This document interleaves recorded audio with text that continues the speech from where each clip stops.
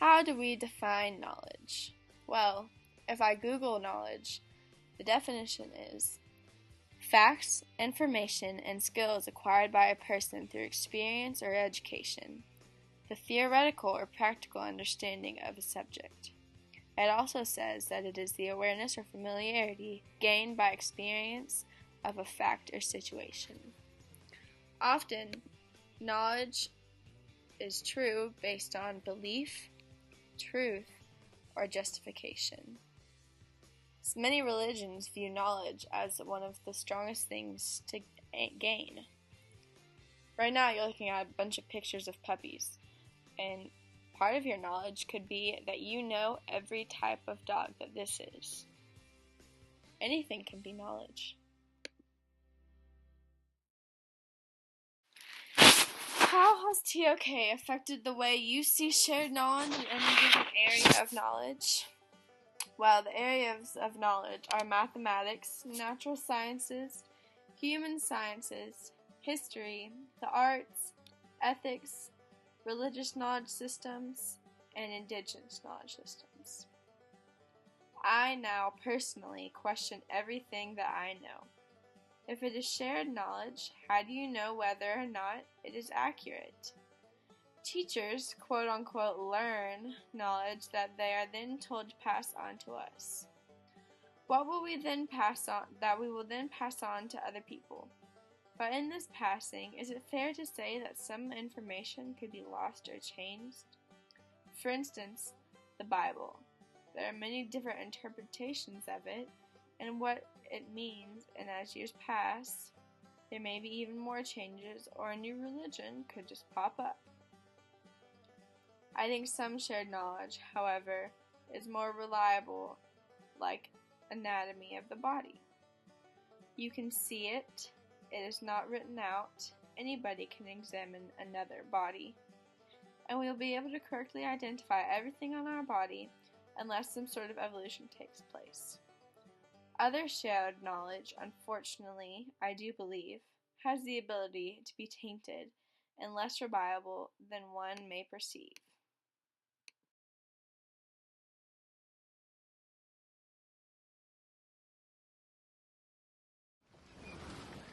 How has TOK shaped my personal knowledge?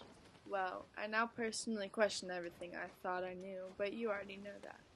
I look at questions and situations by deciding what a person from an emotional perspective as well as reason, faith, and intuition would think. I no longer trust my memory, and I question faith in others' morals. I no longer feel a need to become a doctor that memorizes information and regurgitates it in order to help people. But I want to learn about indigenous tribes and how they view knowledge and how other countries value the things that they learn. I've learned that TOK is in everyday life. For example, I see TOK a lot in school settings where our teachers teach us standard information from textbooks, and I question which class is most reliable. I also question the news, like for instance, how reliable is what they are reporting, because everyone knows that memory is not reliable, and perception changes based on each person.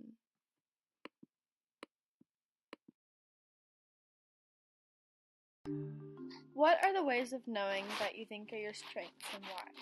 Well, I think that reason and language are my strengths. You can tell a lot by someone's tone and diction. It tells a lot of information and makes things possible to understand.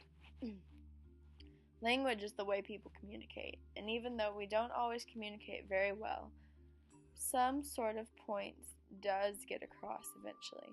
And with an increase of vocabulary and a middle ground of understanding between languages, you can learn a lot from just words. Reason is reliable because it is similar to logic, and I am a very logical and reasonable type of person. I am a concrete thinker, and I don't like emotion to get in the way of the best decision possible.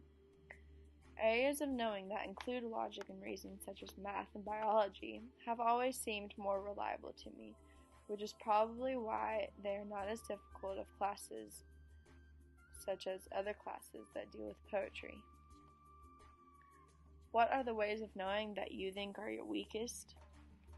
Well, I think faith and imagination. People often say, walk by faith and not by sight. But I often question religion and faith, therefore I walk by sight.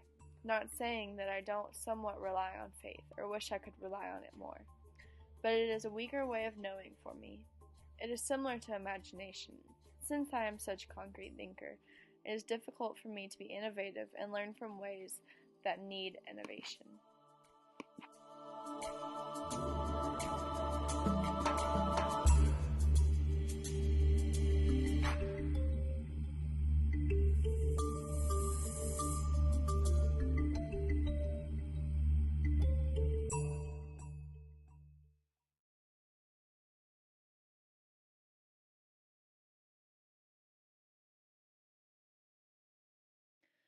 What is my potential college major? I don't know. I know what I'm interested in now. I know that I'd love to travel the world and learn new things, learn new languages, and learn about health of other people, food. I'd love to learn all of those things. I'm not quite sure what area of knowledge it fits under. Maybe health sciences, natural sciences.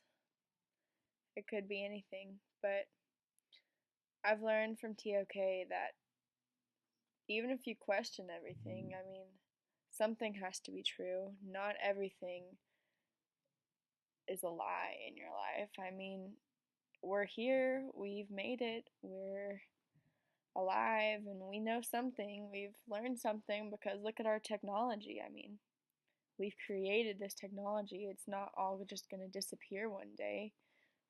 Whatever we're learning, something is true because the advancements that we made, I mean, without it, we want to have that. And I think our main goal should be just to learn about other cultures so that we don't get rid of all of them. They're part of what we are now. Without those other cultures, we maybe wouldn't be where we are today. That's my goal, to connect our global communities. I want to know all certain languages, and I want to learn Greek because I want to learn French and Spanish, and I want to live all over the world, and I want to find a way to connect the United States to all of these other places, because if we're not connected and we're a huge power in the world, then what is the significance of the rest of the world? How can we create more knowledge if there's no knowledge in other parts of the world?